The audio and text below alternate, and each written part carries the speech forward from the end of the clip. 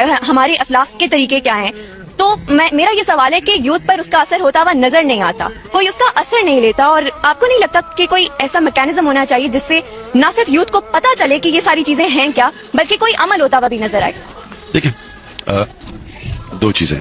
پہلے تو یہ جو مدینہ کی ریاست کا ماڈل ہے, یہ آپ کو سمجھنا چاہیے فنامنا کیا ہے. انفارچونیٹلی کیونکہ یہ مسجد کے اندر باتیں ہوتی رہتی ہیں, لوگ اس کو دین کی طرف لے جاتے ہیں.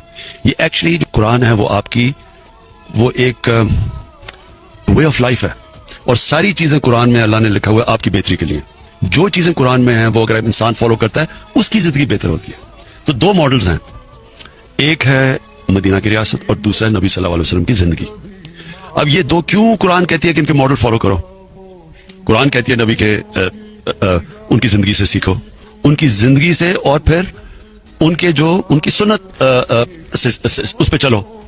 وہ اس لیے کہ دنیا کی تاریخ میں یہ دونوں سب سے سکسیسفل ماڈلز ہیں. آج جو مدینہ کی ریاست تھی وہ بیسس بنی تھی دنیا کا سب سے عظیم جو مسلمانوں کا سیویلائزیشن تھا وہ بیس ہوا تھا مدینہ کی ریاست پہ, اور وہ ماڈرن پرنسپلز بنی تھی.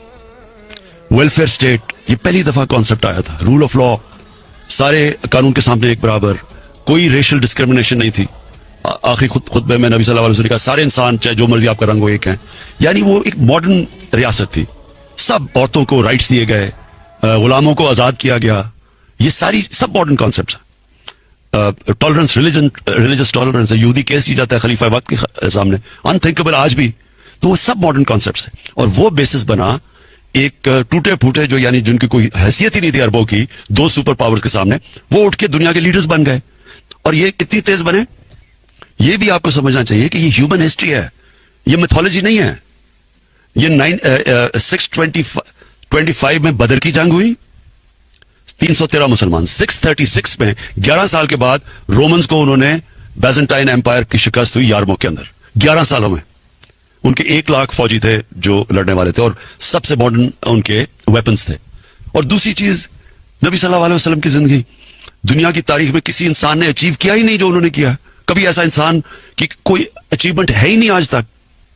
تو ہم کتابیں پڑھتے ہیں, جو بھی کچھ کامیاب ہوتا ہے بزنس میں وہ کتاب لکھ جاتا ہے, وہ ہر کی بل گیٹس کی کتاب ہے سب کی, لیکن کسی انسان نے تو وہ کیا ہی نہیں جو انہوں نے کیا. تو یہ تو 100 گریٹسٹ مین میں بھی نمبر 1 پہ ان کو رکھتے ہیں, کیونکہ کسی نے یہ اچیومنٹ نہیں کی. Therefore یہ کامن, میں لوگوں کو کہتا ہوں کہ ان کو اسٹڈی کرو, دونوں کو, مدینہ کی ریاست کو اسٹڈی کرو, ان کی زندگی کو, کیونکہ اگر آپ نے اوپر جانا ہے زندگی میں تو ان کی زندگی میں سب کچھ ہے. آپ ان کے کیریکٹر کیا, ان کی زندگی میں کیا اسٹرگلز آئیں, کیا انہوں نے فیس کیا, تو یہ سب کچھ ہے. تو پہلے چیز تو میں یہ لوگوں کو یہ اس لیے کہتا ہوں, یہ اس سے بہتر آپ کے سامنے کوئی ماڈل نہیں ہے. آپ نے اپنی زندگی بہتر کرنی ہے. اس ملک نے اگر اوپر جانا ہے ہمیں ان پرنسپلز پہ جانا پڑے گا جو مدینہ کی ریاست. اب آگے سیکنڈ چیز, آپ نے کہا جی کچھ فرق نہیں پڑا. آپ کو پتا ہے انہی کی زندگی سے سیکھتے ہوئے 10 سال کے بعد ان کی تبلیغ کے بعد صرف 40 لوگ مسلمان تھے.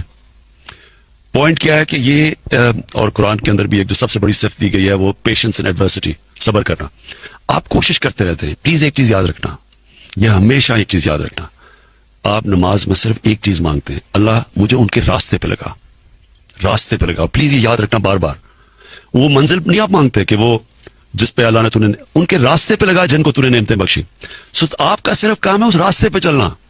کامیابی اللہ دیتا ہے. میں کتنی دفعہ آپ کو کہتا تھا جب سارے ہمارے بیچارے گھبرائے ہوئے ہوتے تھے کہ اب تو کوئی چانس نہیں, عمران غزالی ڈرا ہوتا تھا کہ جی اب کیا ہوگا, اب تو جی یہ ہو گیا وہ ہو گیا. میں آپ کو کہتا تھا کہ انسان کے ہاتھ میں اللہ نے صرف کوشش دی ہے, نیت وہ جانتا ہے, کامیابی تو وہ دیتا ہے. یہ تکبر ہے جب انسان سمجھتا ہے کہ جی میں جیت گیا. جتانا تو اس نے ہے, کوشش آپ کے ہاتھ میں. سو دیکھیں, ہم یہ ایک ملک کا ایک بڑے ٹیسٹ سے گزر رہا ہے. یوتھ کے لیے بڑا ٹیسٹ ہے, بے روزگاری ہے, اکانومی نہیں ابھی چل رہی, لیکن یہ ایک حصہ ہوتا ہے زندگی کا, اونچ نیچ زندگی کا حصہ ہے. آپ نے لوگوں کو یہ بتانا ہے. جب یہ لوگ جو انسان ہوتا ہے نا, ایک چیز یاد رکھیں, ہارتا کب ہے انسان؟